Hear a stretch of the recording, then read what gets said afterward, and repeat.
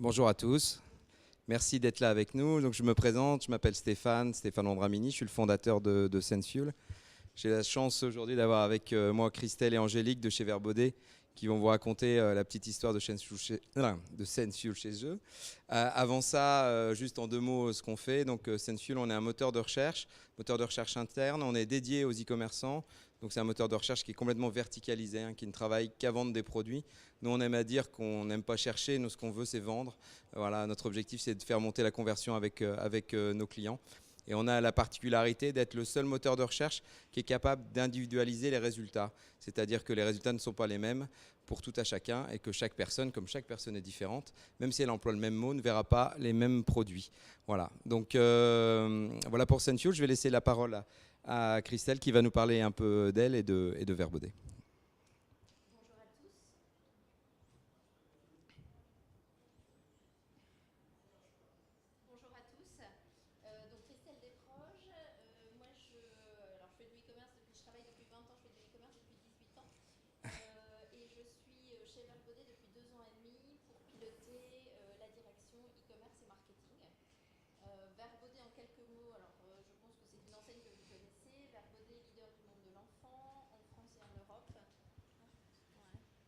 Alors, c'est pareil. Hein, ah, voilà. Donc Verbaudet, leader du monde de l'enfant en France et en Europe, pure player. Alors on a 70 magasins en France, mais le reste de notre activité en Europe est faite sur le web. Donc on fait 80% de notre chiffre d'affaires sur le e-commerce. Avec une cible qui ne vieillit jamais, puisque notre cible sont les futures mamans et jeunes mamans. Donc cible de 25-35 ans, qui sont évidemment des digital moms et des digital natives. Donc avec une particularité effectivement d'avoir des clientes qui sont très très connectées, très très mobile first. Et on a aujourd'hui 70% de notre trafic qui se fait via mobile et 50% de nos commandes. Voilà, donc en quelques mots sur Verbaudet. Bonjour à tous, moi c'est Angélique Taverne, donc je suis dans le e-commerce depuis environ 13 ans. J'ai eu une première expérience chez Nocibé qui a duré 10 ans en tant que responsable e-merchandising et j'ai rejoint en 2016 Christelle qui créait la direction e-commerce chez Verbaudet et moi au sein de cette direction j'ai pris la responsabilité du pôle conversion. Voilà. Très bien, super. Donc on va commencer par le début. Comment ça s'est passé en fait? Comment la première rencontre avec SenseFuel? Est-ce que vous pouvez nous en dire plus? Alors c'était assez étonnant. En fait, on était là toutes les deux depuis 6 mois chez Verbaudet. Et moi, dès que je suis arrivée chez Verbaudet, je me suis dit, il faut qu'on personnalise parce que vous ne pouvez pas communiquer de la même manière à une future maman, à une maman d'une fille de 2 ans ou à une maman d'un garçon de 10 ans. Donc on a cette chance de pouvoir personnaliser la communication. Et on a lancé un appel d'offres sur la partie e-merchandising et personnalisation. Et dans l'appel d'offres, quand vous faites des appels d'offres, vous êtes plutôt en ouverture à vous dire bon, qui je consulte, quels sont les bons prestataires à voir. Et par hasard, on nous a parlé de SenseFuel en disant c'est pas tout à fait le brief, c'est pas du e-merch, et puis voilà, mais par contre, ils ont une solution qui est nouvelle et qu'il faut que vous regardiez. Donc, on a effectivement appelé Stéphane et Christophe qui sont venus nous présenter leur solution. Et là, on n'avait pas du tout l'intention de changer notre moteur de recherche interne et on s'est intéressé à la solution et pour le coup, on a tellement été impressionnés, il y a eu un vrai effet waouh qu'on s'est dit, ce truc-là, il faut qu'on le teste. Il faut qu'on le teste et à l'époque il n'y avait que 2 enseignes qui étaient early adopters sur le sujet, qui étaient Micromania et Camailleux qu'on connaît un peu, donc voilà, on s'est coordonné avec eux et puis on s'est dit testons SenseFuel parce que c'est un truc tellement nouveau qu'on ne peut pas passer à côté de ça. Après on a bien fait de le tester parce que les résultats n'étaient pas forcément au début à la hauteur de ce qu'on imaginait. Oui, alors pour vous donner un peu plus de détails sur la façon dont on a démarré la collaboration, ça s'est fait assez rapidement puisqu'on a rencontré Christophe et Stéphane fin mars 2017. On s'est dit ok, on y va on teste la solution. En avril, on entamait les formations des équipes et fin mai, on déployait la solution sur le site. Donc, comme on était en phase de test, on n'avait pas forcément envie d'intégrer notre IT dès le départ. On voulait le faire assez rapidement. Donc, on avait choisi d'utiliser un flux existant, un flux Google Shopping existant. Et on est parti comme ça, avec pour objectif de prendre une décision fin juin. Et voilà, comme le dit Christelle, fin juin, on était plutôt satisfait des résultats. Maintenant, on a eu quelques mauvaises surprises avec le flux. Il nous manquait certaines données. Forcément, on avait vraiment envie que quand la cliente utilise le moteur de recherche, elle ait une page de résultats qui soit le plus approchant de notre page classique, notre page liste classique. Ce qui fait qu'il nous manquait dans le flux des pictos, notamment des pictomarques, des pictos d'animation commerciale. On n'était pas du tout satisfait. Voilà, il y avait une grosse différence entre les résultats du moteur et notre page liste qui ne nous satisfaisait pas. Donc suite à ça, on s'est dit bon ça vaut le coup quand même, vu les résultats, de retravailler le flux avec l'IT. Donc on a travaillé un flux spécifique avec beaucoup plus d'informations sur le produit, beaucoup plus d'attributs qui nous permettaient vraiment d'avoir moins de différence, on va dire, entre les résultats du moteur de recherche et notre page liste. C'était vraiment important pour nous que la cliente ne voit aucune différence, en tout cas d'un point de vue page de résultats. Et fin août, on relance le test et puis on se décide. Les résultats étaient au rendez-vous. La page liste était cohérente avec les résultats. On était extrêmement satisfaits. Et dans la foulée, on a présenté tout ça à l'international et on a développé à partir de novembre sur les 7 autres pays, au rythme environ d'un pays par semaine. Voilà. Et si on devait synthétiser ce qui a fait la différence selon toi ou selon vous, qu'est-ce qui vous a plu en fait dans la solution ? Comme dit Christelle, ça a vraiment été un effet waouh.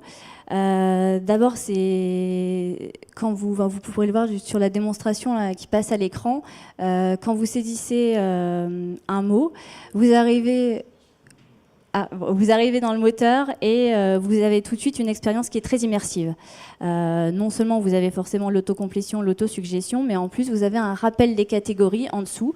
Donc dès que la cliente cherche un mot qui appartient à plusieurs catégories, on lui simplifie la tâche et on liste en dessous toutes les catégories auxquelles le produit appartient. Et ensuite vous avez en dessous les résultats personnalisés.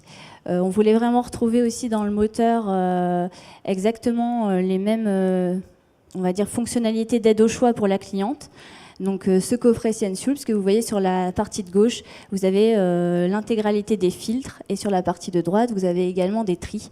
Et ça, c'était très très très important pour nous, puisqu'une cliente qui utilise des filtres convertit 2 à 3 fois plus qu'une cliente qui ne les utilise pas. Donc c'était important de les retrouver. Ces filtres sont dynamiques, donc ça c'était aussi un plus dans la solution. Les filtres s'adaptent vraiment selon la recherche de l'utilisateur. Et pour ce qui est de la page de résultats, on avait vraiment chez Verbaudet volonté d'intégrer l'intelligence artificielle dans notre stratégie. Donc c'est vrai que aucun, en tout cas, notre moteur de recherche sur le marché aujourd'hui ne propose une page de résultats avec des résultats personnalisés. Donc on a vraiment été séduit par cette fonctionnalité. Si par exemple je suis une cliente qui achète plutôt des chaussures Geox, si je tape tout simplement chaussures dans le moteur, je vais avoir en premier résultat des chaussures Geox puisque le moteur aura identifié que j'étais beaucoup plus sensible à cette marque. Donc c'est vraiment, chaque individu a des résultats vraiment personnalisés. Et sinon, quoi d'autre ? L'implémentation aussi. C'est vrai que quand on a la démonstration, quand Stéphane et Christophe sont venus nous présenter, ils nous ont dit oui, c'est juste un tag, c'est super facile. Bon, c'est toujours facile, c'est juste un tag. Mais pour le coup, c'est vraiment le cas. C'est vraiment juste un tag. Il y a 2 lignes de code. Ce qui nous a pris finalement plus de temps, c'est de retravailler le flux parce que c'était notre volonté de marque et notre volonté d'enseigne de proposer une page qui colle vraiment au reste des catégories du site. Mais c'est vrai que l'implémentation était très très simple. Ok, on a parlé un peu d'intelligence artificielle, ça c'est un grand sujet dans les entreprises. Ça demande un certain lâcher-prise. Comment ça s'est passé chez vous? Alors un peu, déjà l'intelligence artificielle, on en entend parler beaucoup maintenant et c'est dans toutes les discussions. À l'époque, il y a 2 ans, c'était quelque chose d'un peu nouveau, il faut le dire. Alors au-delà du fait que ça fait bien pour une entreprise qui fait du e-commerce depuis 20 ans de se dire tiens, on se lance et on rajoute une nouvelle fonctionnalité, on utilise l'intelligence artificielle, c'est super, ça fait moderne, ça fait un peu de buzz en interne, c'est sympa. Pour les discussions en comité de direction, c'est pas mal. Non, au-delà de ça, c'est vrai qu'on a une plateforme qui est homemade, qui a une 20aine d'années et sur laquelle, moi, en arrivant chez Verbaudet, il n'était pas question de repartir sur une refonte parce qu'on est très, très interfacé avec nos systèmes, notre ERP et voilà. Et donc, l'intelligence artificielle permet avec le branchement dont a parlé Angélique, vraiment de se brancher très, très facilement et de mettre une surcouche. Et à côté de ça, le résultat est tellement bluffant qu'à un moment donné, il faut pas hésiter à le faire. Et par contre, c'est vrai que ça posait beaucoup de débats en interne de dire mais comment on peut envisager qu'une machine fasse mieux le job que des équipes Immerche qui sont là depuis des années, qui connaissent les produits par cœur et qui connaissent nos produits sur le bout des doigts, comment une machine peut faire mieux. Et là, c'était plutôt une question de management chez Angélique. Ouais. Et c'était vraiment, il ne faut pas voir l'intelligence artificielle comme un frein. Au contraire, vous devez le voir plutôt comme un moyen d'optimiser votre conversion. Et ça, c'est vraiment important. C'est vrai, comme le dit Christelle, ça peut faire peur, mais finalement, les gens qui pourraient avoir peur, c'est effectivement les équipes elles-mêmes. Mais elles n'ont pas moins de choses à faire. Disons qu'elles travaillent différemment. Certes, Sensual va nous permettre d'un gain de productivité énorme de par cette fonctionnalité avec toute l'intelligence artificielle. Donc on a moins de configuration, mais c'est toute une autre logique. On va passer beaucoup plus de temps sur les dashboards, sur l'analyse. Et il faut vraiment le voir comme un accompagnement, une autre façon de travailler. Et c'est presque aussi en interne où ça a été le plus compliqué. Côté produit, pourquoi mon produit, celui-ci c'est un best, pourquoi il n'est pas en haut de la page? C'est peut-être un best, mais en tout cas pour la cliente à cet instant T qui est en train de faire sa recherche, on n'a pas du tout identifié que c'était le produit qui lui correspondrait le mieux. Donc il faut l'accepter et les résultats de toute façon sont là et le prouvent. Il faut vraiment être en accompagnement, ça c'est un point important. Dès le départ, on a intégré beaucoup de monde dans la boucle et on a essayé d'évangéliser la solution et en expliquant ce que c'était CLIA, parce que ça peut faire peur et ça peut, derrière ce mot, il y a quoi réellement. Donc on a beaucoup évangélisé en interne l'intelligence artificielle. Et au niveau de la collaboration avec nos équipes, avec Sensual, comment ça se passe Alors justement, dans ta question, il y a le mot collaboration qui est très très important. Donc comme je vous le disais, finalement, dès le départ, il faut réussir à mettre autour de la table tous les bons interlocuteurs. Donc ce qu'on a fait tout de suite, on a intégré forcément les équipes Immerche, les équipes d'OSI également. On les a mis autour de la table. On a également, nous en interne, on a la chance d'avoir un responsable UX donc, qui nous a accompagnés sur toute l'interface et la customisation de Sensual, parce que vous pouvez tout customiser et tout brander, on va dire, aux couleurs de votre enseigne. Voilà, comme je disais, on a formé les gens, on les a accompagnés. Sensual est venu aussi chez nous à Lille pour présenter la solution à l'international. Et ça, je pense que c'est une partie qu'il ne faut vraiment pas négliger. C'est très important d'évangéliser, d'accompagner et de rassurer les gens en interne sur ce point.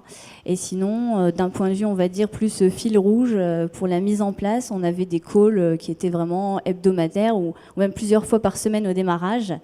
Et après, on garde toujours un call hebdo, un point hebdomadaire pour s'assurer que tout va bien.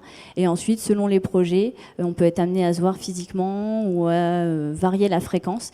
Mais en tout cas, il y a toujours un accompagnement régulier qui est fait. Ok, super.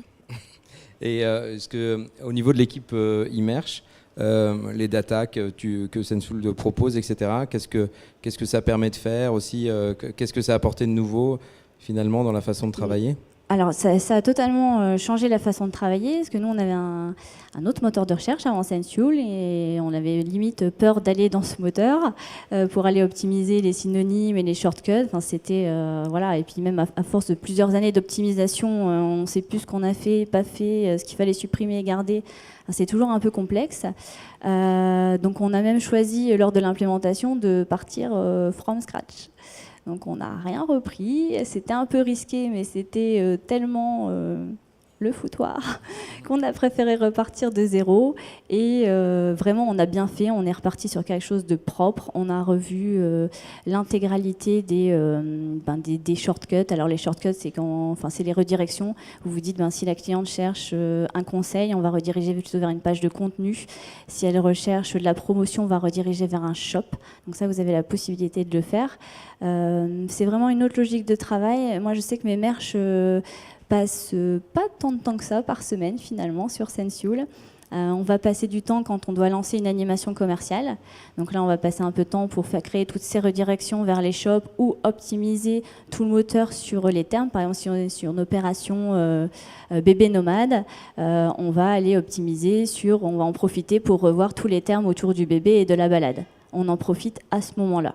Mais on ne se met pas derrière tous les jours pour aller optimiser tout et n'importe quoi. Au contraire, on le fait vraiment selon le besoin du moment, selon nos problématiques. Et chaque semaine, on traite aussi les recherches sans résultat. Et ça, c'est pareil, il faut le faire en fil rouge chaque semaine. C'est beaucoup mieux, beaucoup plus pertinent. Vous allez nettement améliorer votre conversion très très vite en travaillant de cette manière. Si vous le faites une fois par mois ou tous les 2 mois, vous allez vous retrouver avec un nombre de recherches sans résultat à traiter qui va être considérable.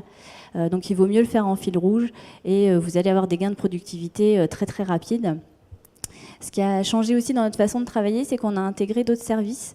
On se sert beaucoup de SenseFuel et des recherches sans résultat pour alerter la cellule produit sur d'éventuelles choses qu'on n'aurait pas au catalogue et qui sont très fortement recherchées. Ne serait-ce que là, à Noël, on avait une très très forte demande sur les lits gigognes. C'est un produit qu'on n'avait pas du tout au catalogue. Donc on l'a remonté à la cellule produit, ils ont développé le produit et là il est en ligne depuis le mois d'avril. Et il y a il y a une dizaine de produits, c'est pas non plus énorme, mais peut-être comme ça, qui ont été lancés suite à des points qu'on a identifiés via le moteur de recherche et qui étaient un vrai manque, en tout cas dans notre référencement. Donc ça, on le fait aussi conjointement avec eux et on fait des points, on va dire mensuels avec la cellule produit pour parler de ces sujets.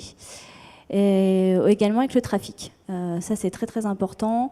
On travaille vraiment en binôme, la conversion et le trafic, et on partage sur tous ces termes parce que finalement, la recherche, c'est du SEO, c'est important de l'optimiser. Donc on échange régulièrement avec la cellule trafic pour savoir quels sont les termes saisis sur les moteurs de recherche externes.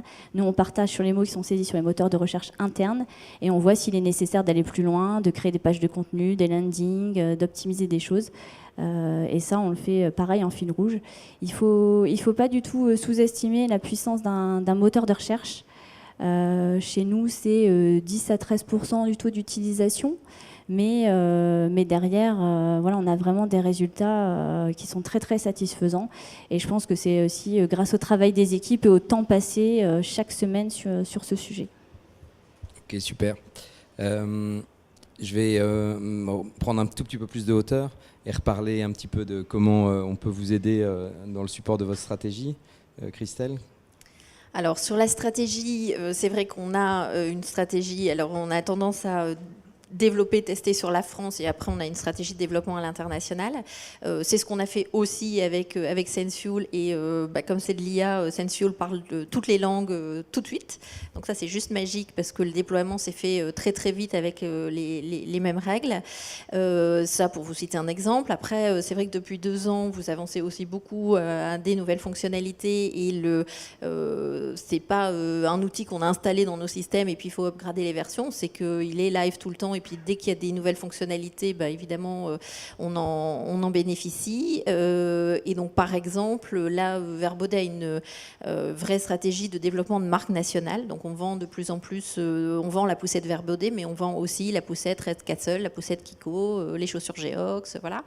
Et c'est important, par exemple, pour nous, de valoriser les marques et de mettre les marques que l'on met en avant, de les valoriser dans un univers. Et donc, par exemple, sur Senfuel, il y a une fonctionnalité qui s'appelle le Brand Spotlight qui vous permet de mettre des images de la marque en fond du moteur et donc vraiment d'être dans l'univers de la marque. Et pour Verbaudet, c'est quelque chose de très riche parce que quand on va voir nos marques nationales, on leur dit, voilà, on a un vrai espace. Quelqu'un qui va venir chercher des chaussures et qui est appétent à Geox va avoir une communication Geox et on va faire de la pub pour Geox dans le moteur Verbaudet. Donc ça, nous, on le valorise aussi auprès de nos marques nationales.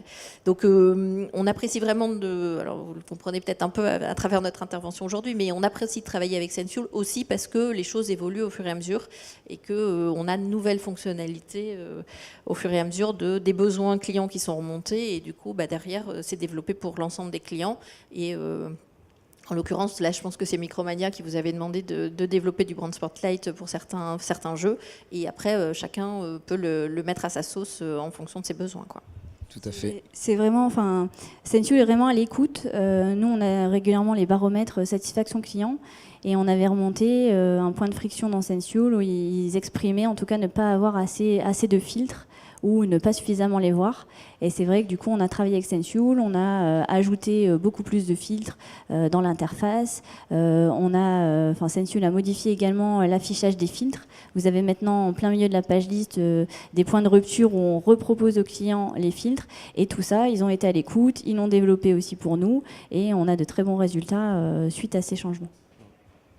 Justement, les résultats. Ça fait 2 ans qu'on travaille ensemble, si on racontait un peu ces résultats. Alors les résultats, ça a été très très vite significatif. Avant de brancher Senfuel, on avait un nombre de recherches sans résultat de 88%. Et très rapidement, on a atteint... Avec résultat, excuse-moi. Avec résultat de 88%. Et très rapidement, on a atteint 94, 95%. Et là, au bout de 2 ans, on frôle les 97%. Donc on est très très content. La cible, ça serait d'aller jusqu'à 98%. Au-delà, je pense que ça reste compliqué parce que voilà, les clients cherchent toujours des produits que malheureusement nous n'avons pas au catalogue. Mais voilà, je pense que je serais satisfaite si on arrivait à grappiller encore un petit peu de 1%, on va dire, sur le nombre de recherches avec résultats. D'un point de vue du rendement par visite aussi, on a eu un rendement par visite qui a été multiplié par 2. Beaucoup plus de chiffre d'affaires. Donc ça, c'était grâce à Senfuel. Comme la recherche est personnalisée aussi, on arrive à vendre des produits plus chers avec un prix moyen par produit de 6 € supérieur. Donc tout ça, ça améliore notre chiffre d'affaires. Vraiment, c'était très rapide et très significatif en peu de temps. Donc on est vraiment satisfait. Et je vous parlais tout à l'heure des filtres qu'on a optimisés. Le fait d'avoir affiché les filtres en page liste comme un point de rupture nous a permis d'augmenter de 15% le taux d'utilisation des filtres. Et comme on sait qu'une personne qui utilise un filtre convertit 2 à 3 fois plus qu'une personne qui n'en utilise pas, clairement, on est très très content. Super, c'est génial, ça fait plaisir d'entendre ça. Pour terminer, avant les questions, c'est intéressant, ça fait 2 ans qu'on travaille ensemble. Vous nous avez pris au berceau quasiment, parce qu'on avait 2 early adopters, qui sont des gens qui nous ont fait confiance sur notre bonne tête, on va dire. Je dirais que Christelle et Angélique sont des gens qu'on ne connaissait pas avant, qui nous ont fait confiance parce qu'ils avaient commencé à avoir des résultats et qui ont cru au produit très tôt. Aujourd'hui, quelles peuvent être vos attentes vis-à-vis de nous et sur quoi on pourrait travailler ensemble ? Évidemment, c'est de continuer à évoluer avec nous et à évoluer sur les grands sujets qui nous intéressent. Et notamment, comme la plupart d'entre vous, je pense, vous entendez dire qu'il y a l'arrivée de la voix, qu'en 2020, la moitié des recherches se feront sur la voix. Voilà. Donc c'est le nouveau sujet à la mode. Et sans trahir et spoiler ce qui va se passer dans les prochaines semaines, mais je vous invite à aller voir le site Verbaudet dans quelques, on va dire 2-3 semaines en prod. Voilà, on testera quelque chose de complètement nouveau avec Senfuel, nouveau pour Verbaudet et nouveau pour Senfuel. Là, pour le coup, on sera les premiers à le faire avec vous. On vous a un peu challengé sur le sujet et on a décidé de donner la parole à nos clients. Donc, venez voir le site Verbaudet et le moteur dans 2-3 semaines et vous verrez ce qu'on en a fait. Ce qui est intéressant, si vous vous demandez ce que fait un peu plus la solution, parce qu'on parle comme ça, c'est abstrait, il y avait une petite vidéo, elle n'a pas marché, je suis désolé, c'est les aléas du direct. Par contre, évidemment, il suffit d'aller sur le site pour voir, pour vous rendre compte. Faites un peu des visites, allez visiter un univers garçon, un univers fille, refaites les mêmes recherches. Vous verrez à quel point l'individualisation se met en place. Donc on a plein de clients, il y a différentes expériences. Vous avez parlé de Camailleux, Micromania, Gémeaux, Verbaudet, l'univers du bricolage avec des gens comme Bricoman, Brico Privé. On est chez Franprix aussi très bientôt dans l'appli mobile qui va vous permettre de vous faire livrer vos courses dans Paris et Lyon. Voilà, donc on traite tous les secteurs d'activité du retail et on a une obsession, nous, une seule, vous faire vendre plus. C'est ça qu'on essaye de faire tous les jours. On ne fait que ça, hein, on ne fait rien d'autre. Et voilà, c'est notre forte, quoi. Je ne sais pas si vous avez des questions pour Christelle, Angélique ou moi. On est à votre disposition.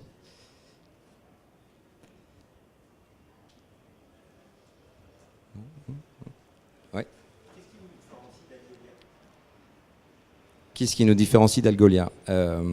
Algolia, en fait, c'est d'abord la problématique autour de la logique du moteur de recherche, c'est qu'il y a deux vues autour d'un moteur de recherche. Le premier, par exemple, si vous parlez à un développeur, il va vous parler d'index ou de moteur d'index, de Solaire, d'Elasticsearch ou avant ça d'autres moteurs open source, hein, Lucene par exemple, pour ne pas le citer. Dans le vocabulaire commun, ça veut dire plein de choses. Ça veut dire d'abord une technologie, mais un moteur de recherche au sens d'un développeur, c'est ni plus ni moins qu'une base de données, d'accord.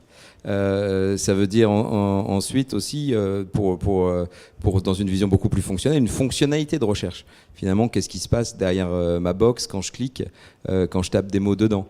Et l'écart, il est un petit peu là. Donc Algolia, c'est un moteur de recherche qui est générique, qui est une très bonne technologie. C'est avant tout une technologie. C'est une technologie qui est là pour traiter de la recherche dans le monde de l'e-commerce, mais il pourrait aussi faire YouTube ou motoriser la recherche pour la grande bibliothèque de France. Donc c'est pas un produit qui est verticalisé. Donc nous, ce qu'on fait, c'est pas de la recherche. Moi, ça m'intéresse pas de la recherche. Ce que je fais, c'est de la vente pour mes clients. Voilà, donc la grande différence. Et dans les différences fondamentales, tout ce qu'on utilise en termes d'IA, on est les seuls à l'avoir sur le marché. On est le premier moteur qui individualise les résultats. Il n'y en a pas d'autres. Donc ça, voilà, ça n'existe pas.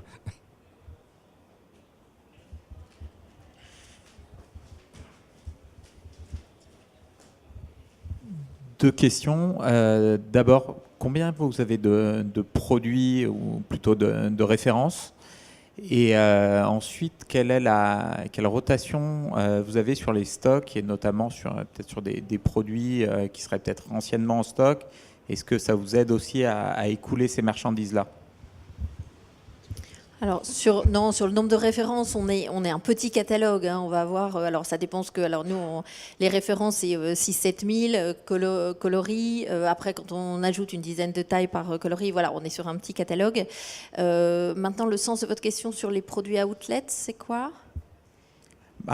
L'idée, c'est que voilà, de la même manière qu'on va pouvoir retrouver un best qui va redescendre dans le résultat de recherche. Ça, c'est pas forcément un problème. On a différents moyens en e-commerce de mettre nos bests en avant. En revanche, c'est vrai qu'on peut avoir des queues de stock et avoir la volonté de pouvoir pousser ces queues de stock.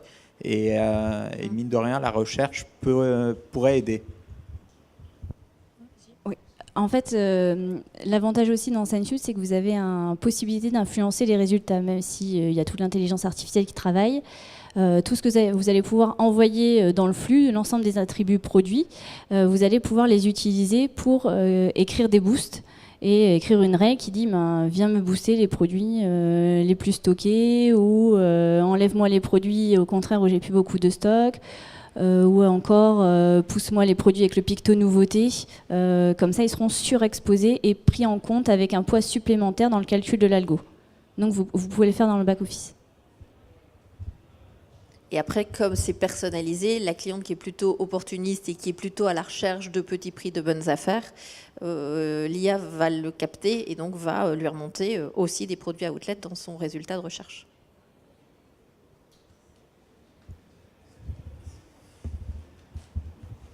Du coup, est-ce que vous avez dans le bac un suivi en fait du chiffre d'affaires généré par le moteur de recherche? On n'a pas tout à fait le chiffre d'affaires parce que en travaillant avec les tags, c'est un peu compliqué d'aller chercher un vrai chiffre d'affaires. Parce que par contre, on a des indicateurs économiques assez précis. Donc on a sur tous les taux, notamment le taux de conversion de la recherche, évidemment. On a la conversion au mot. Donc on sait les recherches au mot près. Est-ce que t-shirt, ça convertit plus que polo, par exemple? Et on a aussi la quotité de commandes qui est attribué ou attribuable au moteur de recherche. Donc on travaille en attribution. On a à la fois les chiffres d'attribution directe et d'attribution indirecte. Et donc on a tous ces éléments-là, plutôt en logique de pourcent, que c'est plutôt du quanti que de la valorisation, parce que pour des raisons d'intégration, c'est un peu trop compliqué d'avoir la valo. Mais il n'y a pas de plug possible entre Analytics et SenseFuel, par exemple, pour attribuer. Si, tout à fait. En fait, on est nativement interfacé avec tous les outils d'analytics du marché. Google Analytics, évidemment, en premier, mais on a travaillé avec Canton Square, on travaille avec Omniture Analytics, chez donc Adobe Analytics, c'est anciennement Omniture, Adobe Analytics, chez Verbaudet. Donc, les résultats qu'on obtient sont aussi poussés dans la scène Analytics, histoire de pouvoir croiser les données et d'avoir l'intégralité des datas. Quand je pense que Christelle, elle a les chiffres en euros. Je vais lui donner. Justement, on a effectivement les chiffres. Alors les dashboards sont très très bien faits, on a toute l'information, la confiance n'exclut pas le contrôle, donc on avait de notre côté également tout traqué pour s'assurer que les résultats étaient bien cohérents, c'était le cas. Donc c'est vrai que la plupart du temps je ne me fie qu'au dashboard de SenseFuel parce que je sais qu'ils sont fiables, mais sinon de notre côté oui, on a bien les résultats, on sait le chiffre d'affaires généré par le moteur.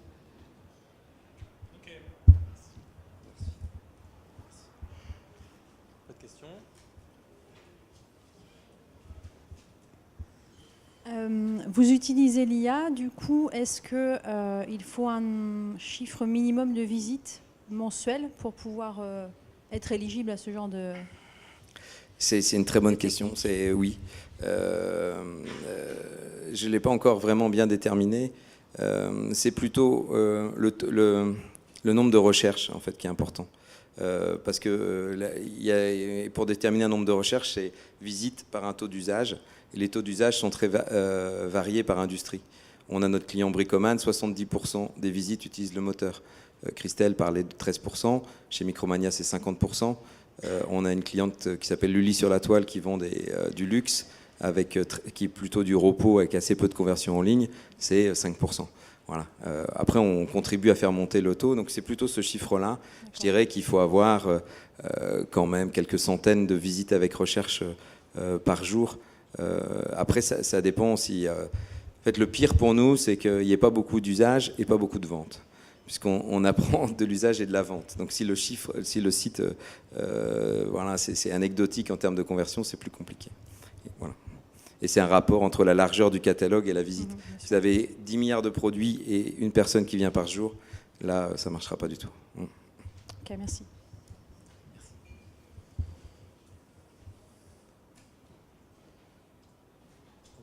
Plus de questions. Super. Merci à tous. Merci de votre attention. Merci.